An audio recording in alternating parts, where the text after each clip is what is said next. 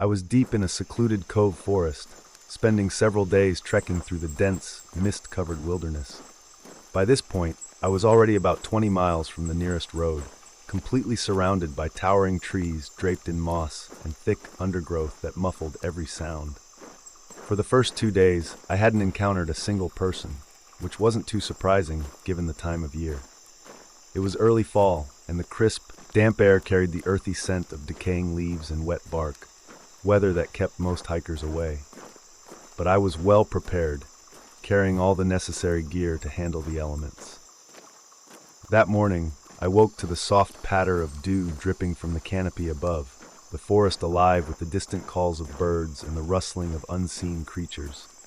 I made a quick coffee over my pocket stove, savoring its warmth against the cool, damp air, then packed up my campsite. My next destination was another clearing about 6 miles away, a challenging trek through the uneven terrain of the Cove forest. The trails here weren't always well marked, weaving through thick vegetation and over roots that snaked across the ground like traps waiting to catch an unwary step. But I had planned my route carefully and felt confident as I set out for the day's journey. 4 hours into my hike, the forest felt even more isolated. The towering trees blocked most of the sunlight, casting shifting shadows across the mossy ground. The only sounds were my own footsteps and the occasional rustle of small animals moving through the underbrush. Then suddenly I heard something else, footsteps ahead of me. I froze for a moment, my pulse quickening. Looking up, I spotted a man walking along the narrow trail, heading in my direction. I wasn't expecting to see anyone out here, but I gave him a polite nod as we passed each other. Something about him felt off, though. He wasn't carrying a backpack, nor did he have a water bottle or any gear, just a long-sleeved t-shirt and worn hiking pants. That was strange. Anyone venturing this deep into the forest would need supplies. As I continued walking, curiosity got the best of me, and I glanced back for another look. To my surprise, he did the same. Our eyes met briefly before I quickly turned away, pretending not to notice. A slight unease settled in my stomach, but I brushed it off and kept moving. As I put more distance between us, I tried to shake the uneasy feeling lingering in my mind. Maybe he had a campsite nearby and was just out for a short walk, I reasoned. But the more I thought about it, the less sense it made. There were no designated campsites anywhere near this part of the forest, and even experienced hikers wouldn't wander this far without proper gear. Still, I forced myself to focus on the trail ahead, convincing myself it wasn't worth worrying about. The next several hours were tough, with the trail becoming steeper and more tangled with roots and undergrowth. By the time I reached my campsite, exhaustion had settled deep in my bones. The clearing was small, barely enough space for my tent, and unlike what I had expected, there wasn't much of a view. Thick trees surrounded the area, making it feel more enclosed than I would have liked. Still, I was grateful for a place to rest. As the sun dipped lower, I quickly set up my tent, eager to relax and take in the quiet solitude of the forest. As I sat outside my tent, watching the last light fade through the trees, a faint shuffling sound came from behind me. At first I assumed it was just an animal moving through the underbrush. Nothing unusual for a forest this deep. But something felt different this time. The sound was steady, deliberate, not the erratic movement of a foraging creature. A chill ran down my spine as I slowly turned my head. My breath caught in my throat. Standing at the edge of my campsite, partially obscured by the trees, was the same man I had passed on the trail earlier. He hadn't made a sound as he approached. No greeting, no explanation for why he was here. And just like before, he had no backpack, no supplies, nothing. My mind raced, trying to make sense of the situation. The last time I saw him, he had been walking in the opposite direction. For him to be here now, he must have turned around not long after passing me. But why? I watched him closely, hoping for some kind of explanation, but he never spoke. Instead, he moved further into the small clearing, acting as if I wasn't even there. He walked to the far edge of the campsite, sat down on the dirt, and stared out into the trees. No tent, no sleeping bag, just him, sitting motionless as the forest darkened around us. Unease settled deep in my gut. Something about this man wasn't right. He didn't acknowledge me, didn't seem to have any reason to be out here, and yet he had followed me all this way. The longer he sat there, unmoving, the more the sense of isolation pressed in on me.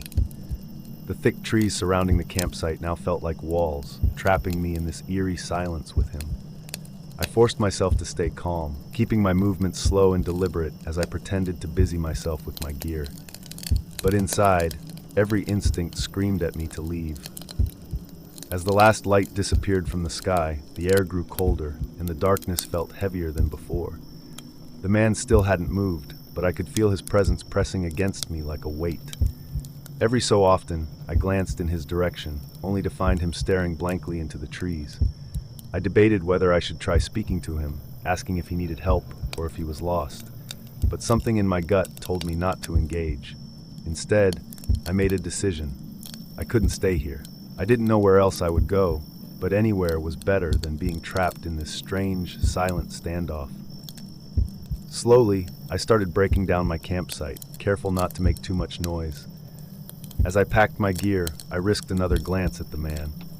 That's when I noticed something that made my blood run cold. He was no longer staring at the trees. His head had turned ever so slightly, and his eyes were locked on me. I froze, my heart hammering in my chest. He wasn't blinking, wasn't looking away, just watching. The way he sat, perfectly still except for his shifting gaze, made my skin crawl. I forced myself to keep moving, stuffing my tent into my pack as quickly as I could without panicking. But the moment I slung the bag over my shoulders, the man stood up. I didn't wait to see what he would do next. Slinging my pack over my shoulders, I turned and started walking, forcing myself to stay calm and measured. But as soon as I stepped onto the narrow trail leading away from the campsite, I heard it. Footsteps behind me. Slow at first, deliberate, matching my pace. I quickened my steps, and the footsteps followed suit. My pulse pounded in my ears. He was following me. I gripped the small knife in my pocket, my fingers tightening around the handle. I didn't know if he was just trying to intimidate me or if his intentions were worse. But I wasn't about to stick around to find out. Panic threatened to take over, but I forced myself to think. If I kept to the trail, he could follow me easily. I needed to lose him. Without hesitating, I veered off the path and into the dense forest, ducking between trees and pushing through thick underbrush. The darkness made it almost impossible to see, but I didn't stop. My only hope was that he wouldn't notice my sudden change in direction.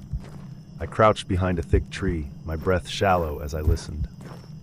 A few seconds later, I heard his footsteps slow. Then he stopped. My entire body tensed as I heard his voice call out, sickly sweet, pretending to be friendly. "Hey, you okay? You lost?" His tone sent a shiver down my spine. I didn't answer. For what felt like an eternity, I remained hidden, barely daring to breathe. The forest had fallen into an eerie silence, broken only by the occasional rustling of leaves in the wind. Then I heard movement again. But instead of walking back down the trail, the man did something far worse.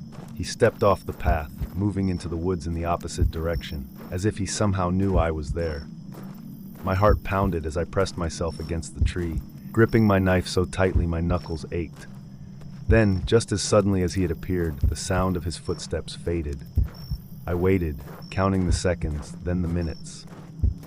When I was sure he was gone, I forced myself to move, slipping through the trees and back to the trail. I didn't stop walking until the sun began to rise.